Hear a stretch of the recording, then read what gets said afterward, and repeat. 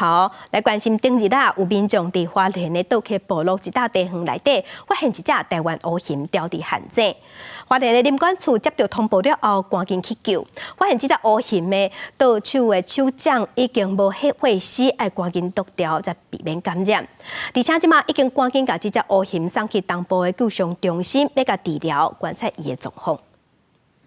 这只未叮当的台湾乌熊出现伫咧低海拔的地园仔内面，唔知掉伫遮偌久啊。兽医到现场了，先来麻醉做初步的检查，发现是2岁左右已经成年的公熊，重58公斤，有小可脱水。那发现的时候呢，因为它的左前掌是受伤的，有最外面的2根手指头是受伤的，那第4只手指头呢是坏死的状况，所以呢，当场就兽医师决定就是截肢。乌熊倒平前脚的脚盘，因为和更所的限制缩掉，第4期肿头已经严重歹死，兽医赶紧伫咧现场就甲伊切断，以免感染扩大。7个大沙坡人决定将这只被麻醉乌熊要送东部救伤中心。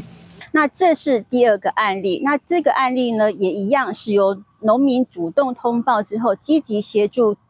黑熊的救伤，所以其实这对我们来讲都是一个很好的消息，表示黑熊的保育呢逐渐受到大家的重视。林管处讲，若是无细力去抓到或者是伤到保育类的野生动物，只要随通报协助救援，就未被追究责任。就惊讲是有人挑工要抓乌熊。因对乌熊身躯顶摕来束啊，已经送去保七总队侦办。记者综合报道。